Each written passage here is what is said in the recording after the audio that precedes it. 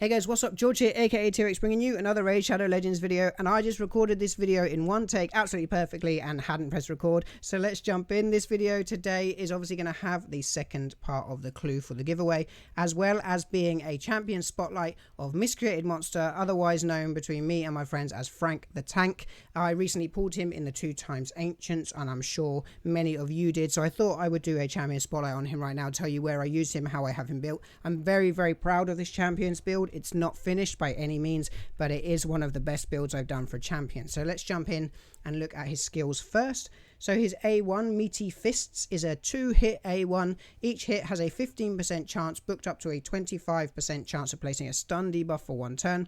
And it also has a 50%, booked up to 60% chance of placing a big decreased defense debuff for 1 turn. Now, I don't use him for decreased defense. I have other champions for that, but it is helpful and nice that it's got a little extra thing in there.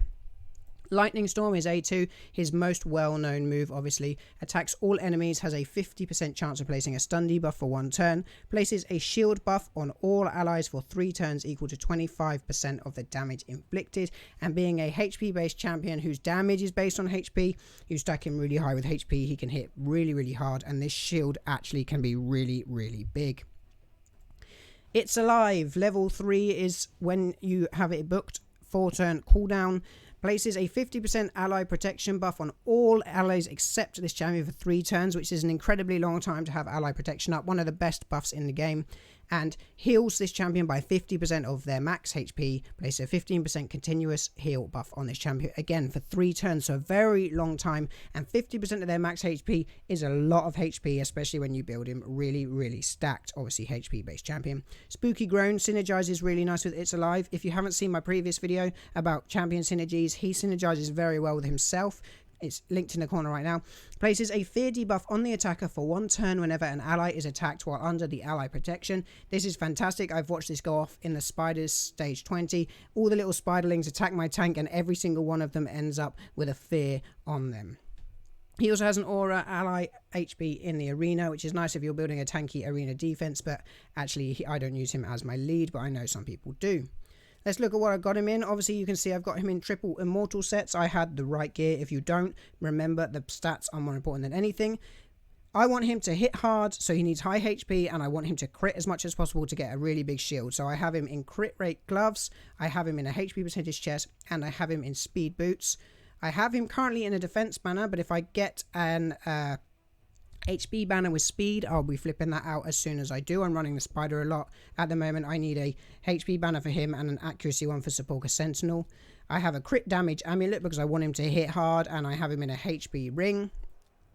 Obviously, the triple immortal set. Let's just have a look at his total stats. 71k HP, 2k defense doesn't matter, 2k attack doesn't matter, 2k defense is nice to have. It's not quite high enough, but it's good enough when the amount of HP he's got. 169 on the speed, 112 on the crit rate, so I could afford to lose 12 there if I can gain a little bit in crit damage, which is at 115. 114 resist, and then 250 on the accuracy, which is nice for laying those stun debuffs. Now, the Masteries I run him in, I've got him in offense and support. He comes down, crit rate, crit damage, gets healed up a little bit if he's under 50%. Cycle of Violence in order to try and get the cooldown on his A2 as often as I can. Kill Streak and Methodical, which both increases damage. And then Helm Smasher, because when that procs, he gets way more damage and that makes his shields much bigger. I also have him in the support tree, Accuracy into Accuracy. I also have bonus shielding here, 5% extra shields cast by him. Then the next 2 down, essentially when buffs and debuffs fall off champions, there's a chance to increase his turn meter. I then have Cycle of Magic, another chance to decrease the cooldown on that A2 skill if I can. I have him in Evil Eye, which decreases the turn meter of a target the first time he hits him with his A1. And I have him in Lasting Gifts, which gives him a chance to extend the duration of his shield and his ally protection, which is really nice. He can also extend the length of that continuous heal on himself, which is actually crazy when you see a continuous heal up for 4 turns. So where do I use him? Well, I use him in the Nightmare campaign. He took me through Valdemar Strait, Deadlands, and Hallowed Halls. I paired him with a few different people at different times, but he was the main key for me 3-starring that. He also helped me 3-star everything except 12-7. That is something I'm working on with him and Paragon at the moment. Hopefully I'll complete that in the next few days. I also use him in the spider. Now my spider's run is very RNG based. If my Razin Scarhide lays decrease defense and weaken, I am guaranteed, almost guaranteed a win, because Frank the Tank shields keep them alive. You'll see here I have done a 26-second run on this previously. I will just do a quick manual run of this to show you his insane shields that he puts up. If my Razin hits weak on this first hit, however, my runs are always a failure, but let's just go in anyway. Okay, we got decreased defense and weaken, so my first Cold Heart goes, and she should be resisted on the turn meter, which is perfect. A2 on Frank the Tank, and just watch these bars of how much shield he actually puts up. It is an insane amount of shield. None of these people are taking any damage at any time, so we go in with the second Heart Seeker. A couple of the Spiderlings will go off, and then I'll reset with Renegade. Once I've reset with Renegade, we can go in with Razin Scarhide, just get him out of the way. He doesn't actually matter right now. Frank the Tank does his A1, decreases turn meter, as does the second Cold Heart. And we come back round to the second Cold Heart, sorry. Razin goes in. Obviously, it's around about a minute when I do it manually. If it goes on auto, I do have to click the main spider after Razin goes to force the Cold Hearts to do their Heart Seekers. But right now, we're focusing on Frank's shield. You can see no one's taken any damage.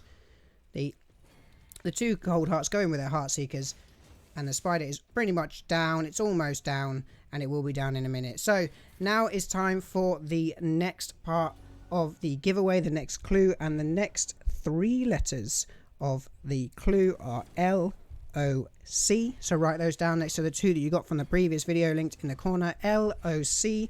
There is still 3 videos to come out after this, with the rest of the clues followed by the giveaway video, where you will leave your answer in the comments. If you are not subscribed, have not liked the video, and are not following me on Twitch, you will not be entering this giveaway. If you want to win that account, make sure you do that. I hope you've enjoyed this video. If you have, please like and subscribe. I'll see you in the next one, and don't forget, get online and get wrecking.